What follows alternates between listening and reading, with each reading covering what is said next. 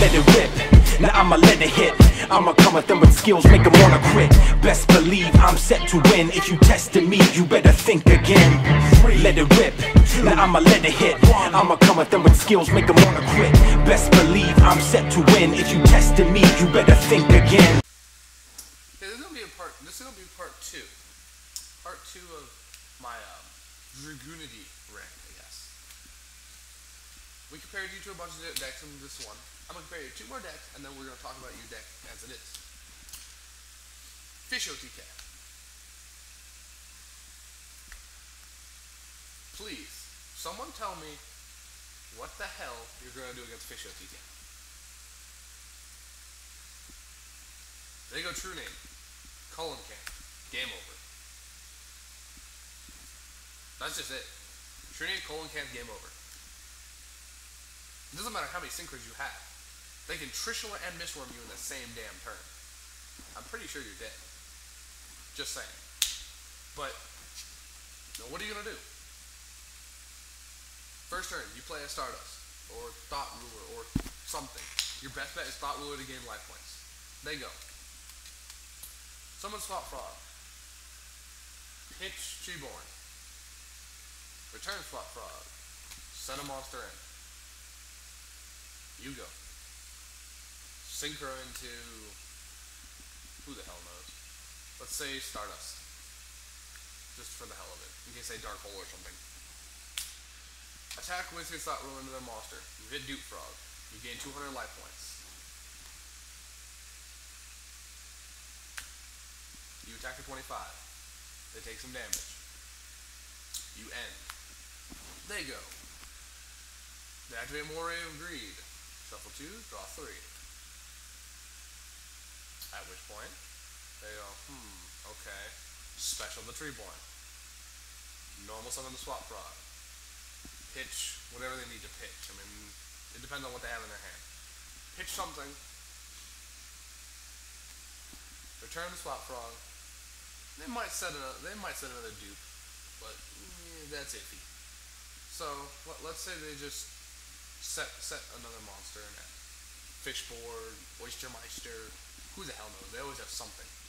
They end. You go. Let's say you go. You summon. You synchro into. Let's say RDA. RDA is your best option. Synchro into RDA. Hit the Treeborn. Both of them die. 25, 27. Direct. They're at 300. Awesome. Their turn. They special summon Treeborn. Play enemy controller. Take your Stardust. Special summon Treeborn. Play True Name. Double tribute for Colon Camp. Game over. And that's assuming they didn't Gold Sark you first turn. If they Gold Sark you, then they're guaranteed a True Nade or a freaking Colon Camp. And I don't want to hear any of you saying, oh, that won't happen, that won't happen. It happens every game. That's the whole purpose of that deck. Is to sit there and go, you know what? Forget you. That is literally the entire purpose of that deck, is to go Colon Camp's True Nade game. And it is honestly not hard for them to do. It just isn't. It's not hard.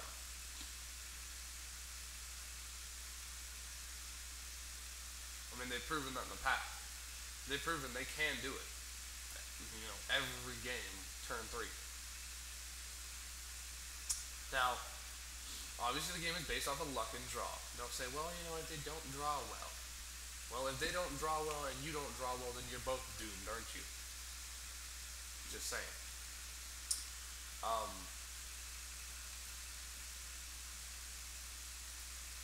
More so? I mean, yes. I guess. You could say maybe you could OTK them before they draw. You know, maybe they won't draw the exact hand. You know, well, maybe we can OTK them. I suppose. But usually fish can put up a high enough defense that you can't OTK them. Just usually. Six Samurai. This is another one you have a decent matchup against. Gateway abuse is just stupid, so we're not gonna compare gateway abuse. Because obviously, if they go first and they go gateway and they go you're screwed. Just straight up. Triple Shien is almost impossible to get over. Um, Listen, one of the bad parts about versing 6 Samurai is Shien negates her field spell. Just a simple fact. Shien negates it. And your field spell is what you need. And another bad thing is Magatama negates you. You know, I mean, you play Stardust or Thought Rule or whatever to negate stuff and negate and destroy, and Magatama is kind of sitting there going, hi, how are you today? Don't mind me, I'm just going to negate anything you play. So, I don't know. You know, that's something to think about. But 6 Samurai are one of your decent matchups. As long as they don't explode on you, you can deal with them pretty well. You can do okay against them. So, out of the 1, 2, 3, 4, 5, 6, 7 decks I've compared you to, you have a decent matchup against 2 of them, and the other 5, your outs are nowhere near as good as theirs. You know, but doesn't mean you're going to lose automatically. It means you have a good deck. It's just their outs are a bit better. Now, there's obviously other decks I haven't compared. X-Sabers is one of them. And honestly, I felt comparing X-Sabers to you isn't very fair because they can access Mistworm and Hyunwei every single freaking turn. You can't really compare to that because they go Hyunwei your field card, you play another Hyunwei your field card, you play another Hyunwei field card. Pretty stupid. But if you want to compare to them, I don't think you're going to win. They outswarm you to hell. X-Sabers are literally just summon. I mean, that's all they are. What are you going to do? The bad thing about your deck, you are dependent. And I say this, you are dependent on that field card. Without that field card, your deck is so slow it doesn't matter. And you can deny that all you want. But whenever you see a match, when they lose that field card, they lose. Game over. Period. You're dependent on that field card for your speed and your advantage. Let's see, what else? Closed Forest. With everybody and their mother side decking Closed Forest, it honestly wrecks your deck. It's just how it is. Play Closed Forest. You can't play your field spell. As I said, you're dependent on your field spell. If you get MST, fine. You can play MST. That's fine. I understand that. But if you don't get MST, what are you going to do? Set, end. Set, end. Set, end. I mean, yeah, you might be able to set one the first turn, get like one of your tuners killed, next turn, you know, summon Legionnaire, equip, you know, Armadillius, pop, you know, maybe do something like that. But, you know, Closed Forest says even the turn you destroy, you can't play a field spell. So you still have to wait another turn. But either way, I mean, it's a really bad card against your deck. Or a really good card, to say, but it's bad for you to play against. Any removal or anti-meta cards spell doom for you. Banisher of the Radiance. What? Macros Cosmos. What? Just saying. Listen, I'm not against Dragunities. Dragunities are a good deck. I said this in my last video. Let me say it again to reiterate it. Dragunities are a good deck, but they're tier 2. They don't have outs to stop the other decks as fast as the other decks can stop them.